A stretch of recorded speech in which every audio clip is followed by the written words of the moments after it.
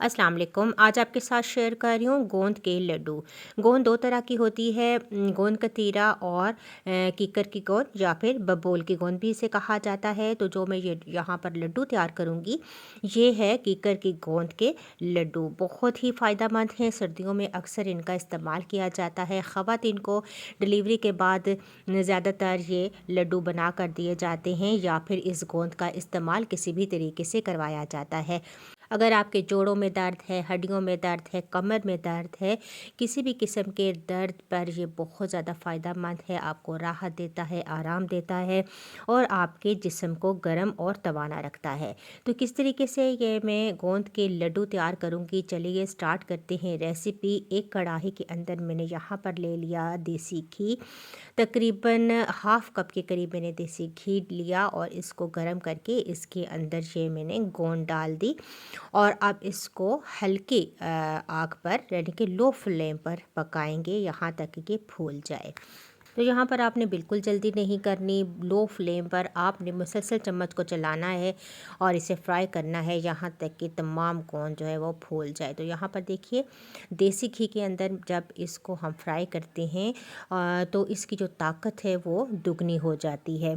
तो यहाँ पर तमाम गोंद फूल चुकी है, बस अब हम इसे निकाल लेंगे किसी भी बर्तन या प्लेट में।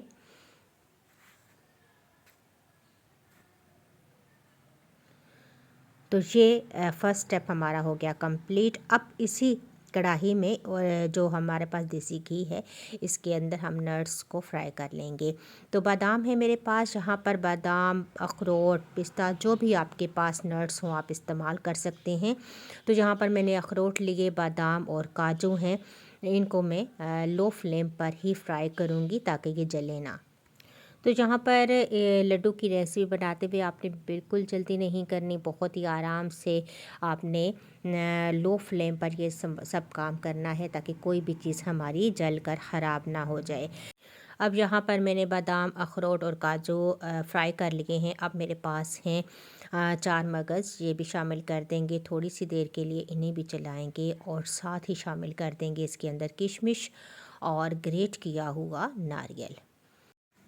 तो बस हम इन्हें भी फ्राई कर लेंगे तकरीबन 1 मिनट के लिए लो फ्लेम पर। और जैसे ही ये फ्राई हो चुकेंगे इन्हें निकाल लेंगे। तो यहाँ पर नट्स की मिकदार आप ज़्यादा या कम कर सकते हैं। तो बस ये भी फ्राई हो चुके हैं, इन्हें भी निकाल लिया। अब दोबारा शामिल करेंगे तकरीबन 2 टेबलस्पून के करीब देसी घी इसी कढ़ाई के अंदर और इसमें शामिल कर देंगे सूजी, तकरीबन 1 प्याली मैंने ली है और ये शामिल कर देंगे लो फ्लेम पर। इसे भी हम रोस्ट करेंगे यहाँ तक कि इसकी खुशबू आना शुरू हो जाए। इस रेसिपी में सूजी, बेसन और जो चक्की का आटा है ये तीनों चीज़ें इस्तेमाल करूँगी। आप चाहें तो इसके अंदर निशास्ते का आटा इस्तेमाल कर सकते हैं या फिर माश की दाल का आटा भी इस्तेमाल कर सकते हैं, जो आपको अवेलेबल हो आप इस्तेमाल कर सकते हैं। तो यहाँ पर सूजी के बाद अब मैंने 1 प्याली बेसन लिया है और इसे भी मैं फ्राई करूँगी तकरीबन 2 टेबलस्पून घी के अंदर। बेसन अपने अंदर घी को एब्ज़ॉर्ब कर लेगा, लेकिन यहाँ पर आपने मज़ीद घी इस्तेमाल नहीं करना क्योंकि नट्स के अंदर भी घी है, फिर घी की मिकदार बहुत ज़्यादा हो जाएगी। तो आपने लो फ्लेम पर इसे फ्राई करना है तो बहुत अच्छे तरीके से ये फ्राई हो जाएगा। जैसे ही खुशबू आना शुरू हो जाए बस आपने फ्लेम ऑफ़ कर देना है और बेसन को निकाल लेना है। अब दोबारा से मैंने तकरीबन 1 से 1.5 टेबलस्पून घी लिया है और इसके अंदर मैंने डाला है यहाँ पर ये चक्की का आटा है, इसे फ्राई करेंगे।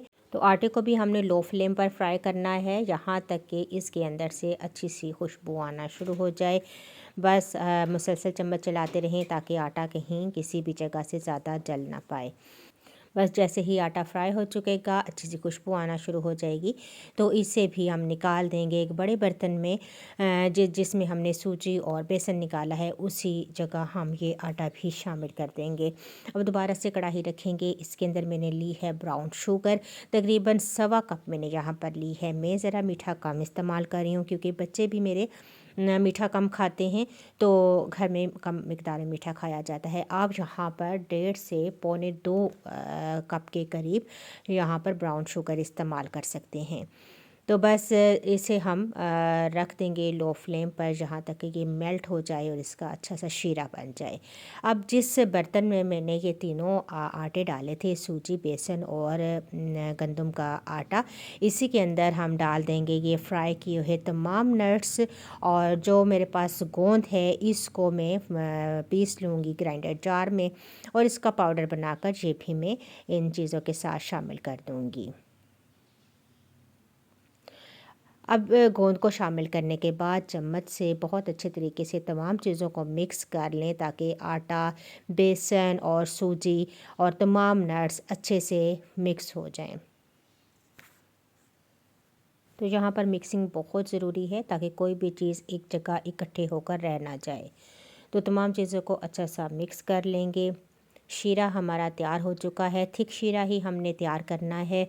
बस अब हम इसे शामिल कर देंगे इन तमाम मिक्सचर के अंदर। तो यहाँ पर आप किसी की हेल्प ले लें और शीरे को छान कर शामिल करें, क्योंकि अक्सर शीरे शक्कर के अंदर कोई भी तिनका वगैरह मौजूद होता है तो वो निकल जाए। बस शीरा जैसे ही हम शामिल करेंगे इसे अच्छे तरीके से मिक्स कर लेंगे तमाम मिक्सचर में, और इसके बाद जैसे ही ये तमाम चीज़ें अच्छे से मिक्स हो जाएं तो बस इसके बॉल बनाना शुरू कर देंगे। तो जहाँ पर मिक्सचर बहुत अच्छा सा मिक्स हो चुका है, बस अब आप गरम गरम मिक्सचर के साथ ही लड्डू बनाना शुरू कर दें, क्योंकि जैसे ही मिक्सचर ठंडा हो जाएगा तो लड्डू बनाने मुश्किल हो जाएंगे, फिर लड्डू तैयार नहीं होते। तो किसी की हेल्प ले लें या ख़ुद ही जल्दी जल्दी तमाम लड्डू तैयार कर लें। बहुत ही फ़ायदेमंद ये गोंद के लड्डू होते हैं। बस एक लड्डू आप सुबह नहार मुँह दूध के साथ ले लें, आपके तमाम मसाइल का ये हल है। जोड़ों का दर्द, घुटनों का दर्द, कमर का दर्द, आपको आराम मिल जाएगा और आप तवानाई महसूस करेंगे, आप में एनर्जी आ जाएगी, और सर्दियों में आपको ये गर्म भी रखेंगे। तो बहुत ही ज़बरदस्त सी रेसिपी है, पसंद आई तो लाइक ज़रूर कीजिएगा।